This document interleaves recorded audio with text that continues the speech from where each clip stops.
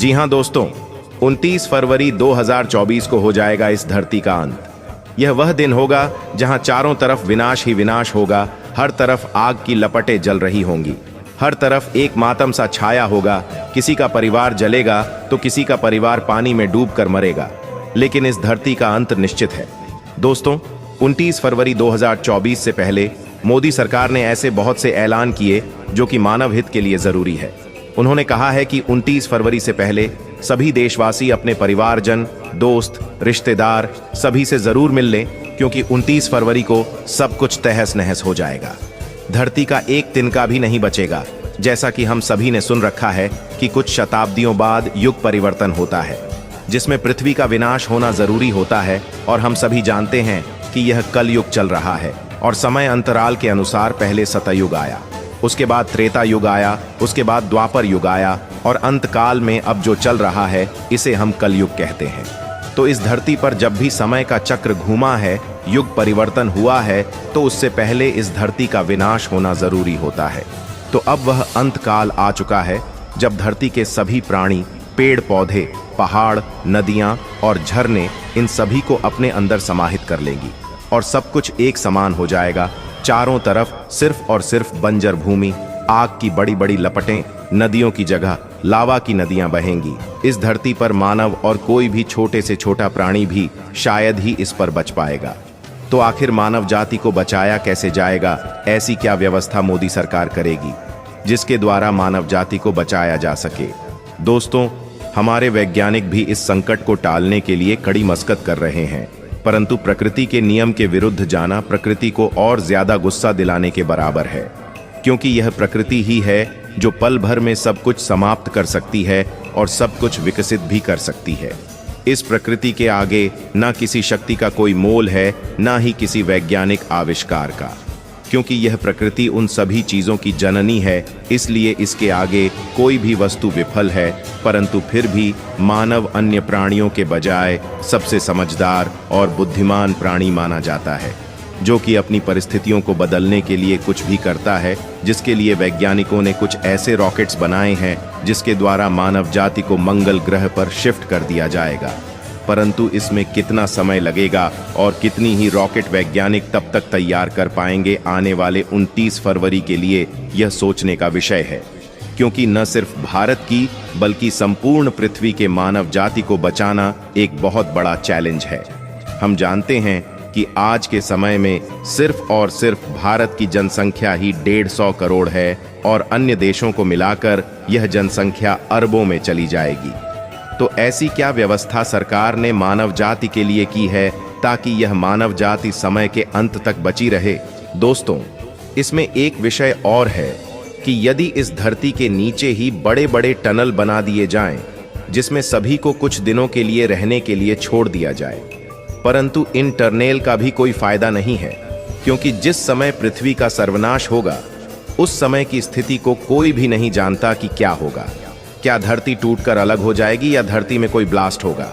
बस ये सभी एक संभावनाएं हैं, बाकी इस पर कोई पुख्ता सबूत अभी तक नहीं है। दोस्तों, वीडियो आगे बढ़ने से पहले चैनल को सब्सक्राइब करें और वीडियो को लाइक करें। दोस्तों, आज तक ऐसी बहुत सी भविष्यवाणी की गई है जिसमें पृथ्वी के अंत की समय सीमा दर्ज की गई है। तो पहले हम उन भविष्यवाणियों पर थोड़ा गौर डालते हैं ताकि हम इस गुत्थी को सुलझा सके।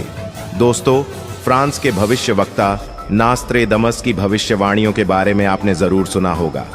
1556 में अपनी मौत से पहले नास्त्रेदमस ने कुल 6338 भविष्यवाणियां लिखी थीं।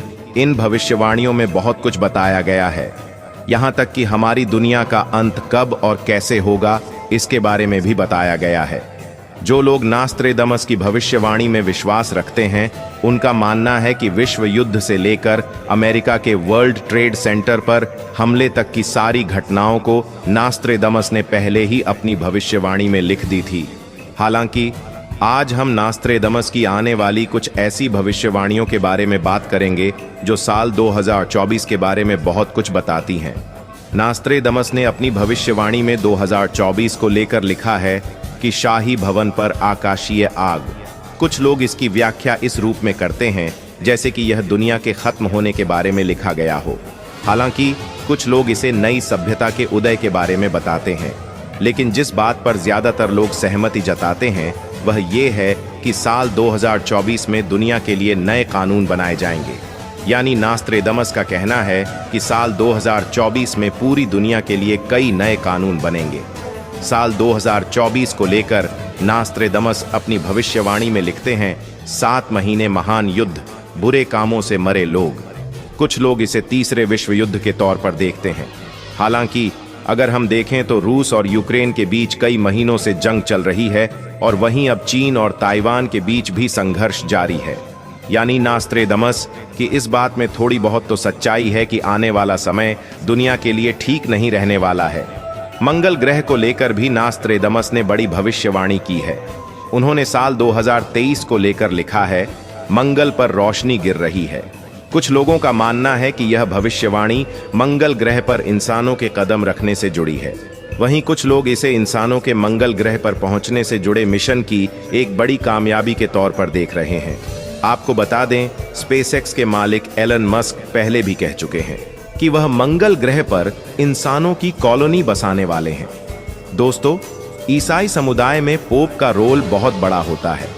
नास्त्रेदमस ने अपनी भविष्यवाणी में इसे लेकर भी बात कही है। पोप को लेकर नास्त्रेदमस ने लिखा है कि अगर पोप फ्रांसिस की जगह कोई और आएगा तो वह सच्चा पोप नहीं होगा, बल्कि वह एक स्कैंडल को जन्म देगा। पोप फ्रांसिस को नास्त्रेदमस आखिरी सच्चा पोप मानते हैं। नास्त्रेदमस ने साल 2024 को लेकर जो भविष्यवाणी की है उसमें उन्होंने लिखा है कि इस समय दुनिया की 2 महान शक्तियां एक साथ नजर आएंगी।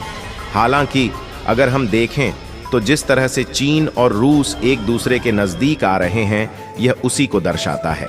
वहीं भारत भी अब दुनिया के सामने एक नई शक्ति के रूप में अपनी जगह बना रहा है। नास्त्रेदमस की भविष्यवाणियों को जहां कुछ लोग सही मानते हैं तो वहीं कुछ लोग इसे महज संयोग कहते हैं। तो दोस्तों, अगर भी भारत के सच्चे नागरिक हैं तो भगवान से ये प्रार्थना करें कि इस धरती पर ऐसा कुछ भी ना हो और सब कुछ ठीक हो जाए और यह सभी भविष्यवाणी झूठी साबित हो जाएं। तो ऐसी ही रहस्यमय अपडेट्स के लिए हमसे जुड़े रहे। इसी के साथ धन्यवाद दोस्तों।